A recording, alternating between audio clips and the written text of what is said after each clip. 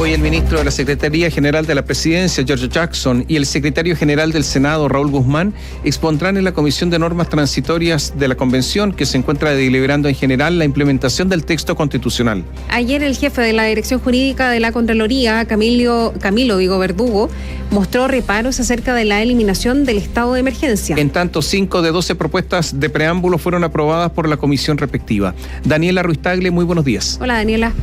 ¿Cómo están? Muy buenos días. Los saludo nuevamente desde la Biblioteca Regional de Antofagasta. Hace algunos minutos, hace 15 minutos aproximadamente, llegó hasta este lugar de manera presencial el ministro de la SECPRES, Giorgio Jackson, quien va a exponer y va a presentar este informe que ya se hizo público, que contiene los insumos para la Comisión de Normas Transitorias, es decir, las recomendaciones del Ejecutivo respecto a la implementación de la nueva Constitución, en caso, por supuesto, que esta sea aprobada en el plebiscito de salida. Sigue el proceso de escucha, de deliberación general respecto a lo anterior. Se espera que durante esta jornada también se escuche al secretario general del Senado, Raúl Guzmán, en medio de un escenario en que la eliminación de esta corporación, bien digo, sería inminente de ratificarse el borrador por parte de la ciudadanía. Ayer la comisión recibió un oficio de la Cámara Alta en la que se pide respetar la voluntad popular, pero no hay nada zanjado de momento y el escenario es totalmente incierto para los parlamentarios recientemente electos. Otro de los puntos que debe definirse en la reforma a la nueva Constitución, esto tiene que verse en la Comisión de Normas Transitorias. Por ejemplo, ¿qué pasa si se aprueba el texto constitucional? ¿El Congreso actual podrá hacer modificaciones al texto de manera inmediata? Bueno, hay varias posturas. Por ejemplo, el convencional del Partido Comunista, Marcos Barraza, cree que estas disposiciones deben comenzar a regir una vez esté instalado el nuevo Congreso, es decir, en 4 años más. Para la convencional de Movimientos Sociales Constituyentes, Elisa Justinianovic, no debería reformarse una constitución si aún no están instalados los nuevos organismos propuestos. Es muy complejo poder comprometer una posibilidad de reforma si aún esos órganos nuevos con esas cualidades no están instalados. Creo que el periodo de vacancia tiene que establecer que la Constitución podrá ser reformada desde la entrada en vigencia del nuevo Congreso. Antes de eso es antidemocrático. Bueno, en otros sectores creen que la reforma constitucional debe regir in actum, es decir, de manera inmediata, una vez entre en vigencia la nueva Carta Fundamental. ¿Eso qué significa? Que el Congreso actual podría reformar la propuesta de nueva Constitución en caso que esta sea aprobada en el plebiscito de salida. Y ojo con el quórum, porque al bien no establecerse acá en la convención, podría quedar perfectamente como mayoría. Bueno, esto no es visto con malos ojos por algunos sectores, considerando que de momento este quórum es bastante bajo. El convencional Fuad Chaín de la Democracia Cristiana defendió la idea de que rija de manera inmediata. También lo hizo la constituyente UDI Constanza Juve.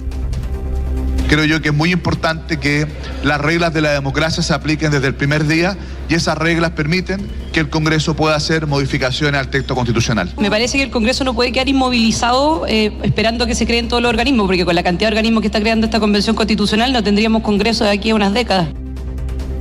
En otros sectores, como el Frente Amplio, existe una postura más intermedia. Por ejemplo, el convencional Jaime Baza cree que se debe tener una mirada con un poco más de matiz en esta materia. No modifiquemos la Constitución in actum, primero apliquémosla, veamos cómo funcionan las instituciones, veamos cuáles son las prácticas políticas e institucionales que la nueva Constitución habilita, que el nuevo diseño de democracia paritaria, participativa, regional habilita. Pero claro, si durante este periodo legislativo es necesario hacer ajustes al diseño constitucional, parece que lo más razonable es habilitar la posibilidad de que esos ajustes sean hechos lo antes posible, ¿verdad? Cuando sean necesarios.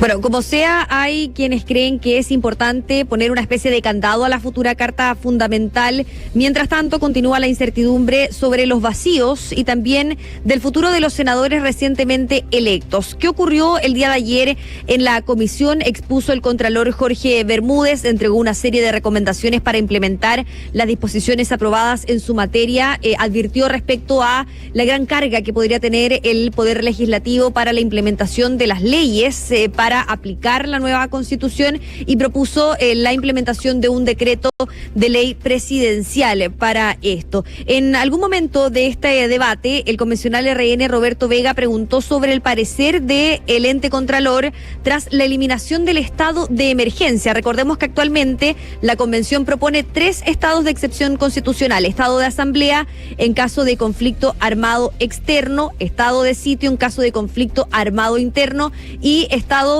de catástrofe en caso de calamidad pública. Se elimina el estado de emergencia. ¿Qué es lo que dijo el jefe de división jurídica de la Contraloría, Camilo Mirosevich? Él sostuvo que a título personal se debe realizar una reforma constitucional a esta materia cuando entre en vigencia la nueva Constitución. A su juicio, el camino no sería el estado de sitio. Desde una opinión muy personal, me parece que es algo que probablemente, de aprobarse la nueva Constitución, debiese emprenderse una reforma, porque van a llegar varios supuestos que no llegan a ser un conflicto interno armado, pero que desbordan la normalidad constitucional. Eso quiere decir que las fuerzas de orden y seguridad son incapaces de enfrentar, pero no es necesario llegar al estado de sitio. Bueno, eso con respecto a la Contraloría, las exposiciones en normas transitorias. ¿Y qué ha ocurrido, por ejemplo, en la Comisión de Preámbulo, que sesiona por estos días en Tocopilla? Se aprobaron 5 de 12 propuestas de preámbulo. ¿Qué es el preámbulo? Es una especie de introducción a la Carta Magna y se tienen que, por supuesto, redactar varios párrafos sobre cómo se llega a redactar una nueva Constitución. Se aprobó una propuesta del convencional Jorge Baradit, que ahora pertenece al colectivo Apruebo Dignidad, en donde contrasta 2 situaciones de el 18 de septiembre de 1810, dice él, acá se responde a un contexto histórico excluyente, señala que en aquellos años dejaba fuera de toda posibilidad de participación a mujeres, trabajadores, pueblos originarios y otras comunidades vulneradas. Y ahí él hace un contraste con el 18 de octubre. Escuchemos a Jorge Baradí, también al convencional de RN Raúl Celis, quien advierte que se debe tener una mirada más a futuro.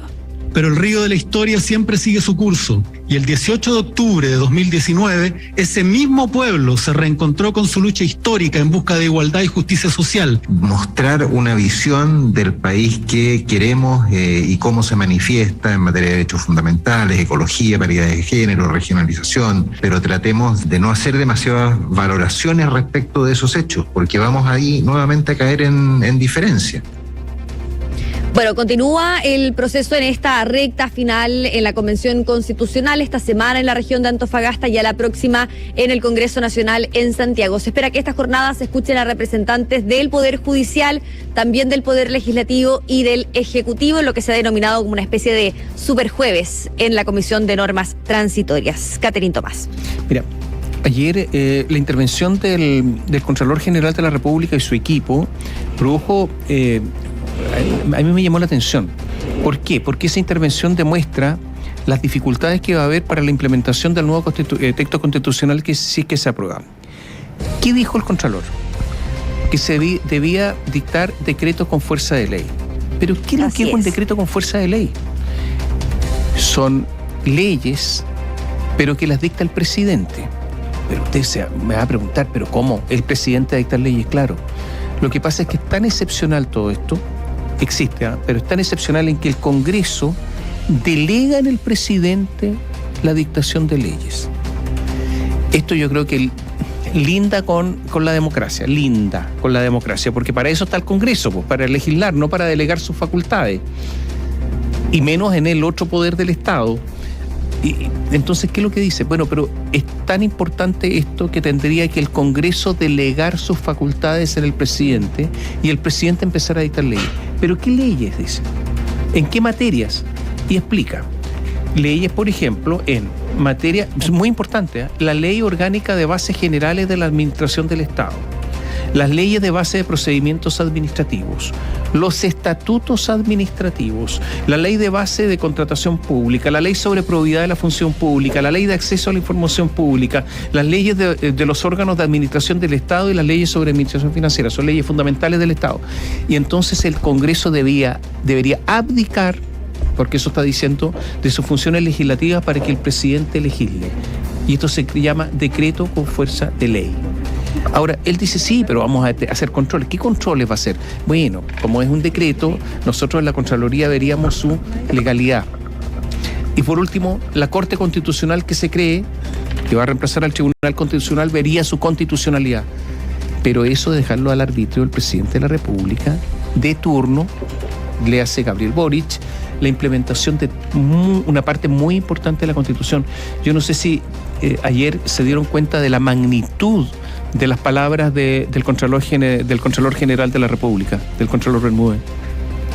No precisamente respecto a este tema, el Contralor lo dice precisamente, dice que hay que anteponerse a la gran carga legislativa que tendrá el Congreso Nacional y el futuro Congreso a la hora de implementar los distintos aspectos que mandata la nueva Constitución, por supuesto en caso de que sea ratificada en el plebiscito de salida, pero el ambiente fue bastante positivo para el Contralor Jorge Bermúdez, lo recibieron muy bien acá en la Comisión de Normas Transitorias, algunos constituyentes se sacaban fotos con él, y claro, no se hizo ese reparo precisamente a lo que plantea sobre los decretos.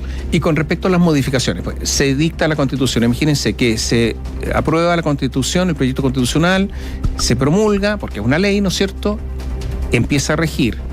¿Tiene facultades el actual Congreso para modificarla o no? Porque resulta que escuchábamos recién a un asesor, miembro de la Contraloría, el abogado Mirosevich, que decía inmediatamente hay que modificar la Constitución para restablecer el estado de emergencia, porque si no, con lo que dijo es, con lo que está ocurriendo en la zona sur, en la macro zona sur no podría haber estado de excepción constitucional de acuerdo al nuevo texto constitucional. Entonces hay que modificarlo, pero resulta que hay muchos que dicen que hay que quitar, y esto está en la Comisión de Normas Transitorias, hay que quitar la facultad al actual Congreso de modificar la Constitución por lo menos durante 4 años. Por lo tanto, esas palabras quedarían en el vacío, en la nada. Entonces, ¿quién propulsaría una reforma constitucional a la nueva Constitución para que eventualmente se pueda decretar un estado de excepción? Eso es. Exactamente. Ahora, hay constituyentes... Hay constituyentes que, por ejemplo, plantean que las reformas constitucionales sean intermedias. Por ejemplo, que en ciertos aspectos se puedan realizar modificaciones y en otros no. Por ejemplo, hay quienes dicen que no se hagan modificaciones a organismos que todavía no se vayan a instalar, pero que se proponen crear en la nueva Constitución. Caso parecido es lo que ocurre con el Congreso de las Diputadas y Diputados y la Cámara de las Regiones. Hay una especie de temor también por parte de algunos constituyentes que se realicen modificaciones sin que antes existan estas entidades. También de los independientes, ojo con ello, ya es un tema por las ramas, pero recordemos que acá se les cierran las puertas a los independientes para ser parte de, por ejemplo, el próximo Congreso con las mismas facilidades que tuvieron acá en la Convención, y por ende hay quienes observan con temor que les modifiquen la nueva Constitución y por eso tratan de establecer esta especie de candado. Respecto a lo del estado de excepción constitucional, claro, si bien Camilo Mirosevich lo dice a título personal, de todas formas, es jefe de división jurídica de la Contraloría, responde a una pregunta que se hace en la Comisión de Normas Transitorias y muestra reparo sobre la eliminación del estado de emergencia, es decir, recomienda que se haga una reforma casi inmediata a la nueva Constitución en caso de que sea ratificada por la ciudadanía a propósito de lo que se está viviendo en el país, ¿no es cierto? O sea, pero si no se puede modificar la Constitución, es una Constitución, esta sí que es una Constitución pétrea. O sea, absolutamente.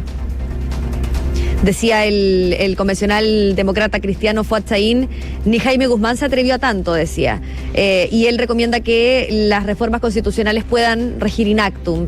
Bueno, es una discusión que se tiene que dar en la Comisión de Normas Transitorias. Ayer hablábamos de estas discusiones en lo abstracto, que claro, está bien poner las cartas sobre la mesa y luego ir deliberando y poco a poco comenzar a votar.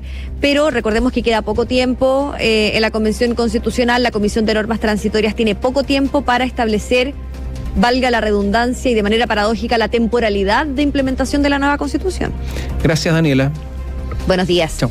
Chao, Daniela, seguimos atentos. Más temprano hablábamos acerca de estas declaraciones que les vamos a compartir ahora completamente de la expresidenta Michelle Bachelet, que dio una entrevista a la agencia Bloomberg y en la que entregó su apoyo a la nueva Constitución.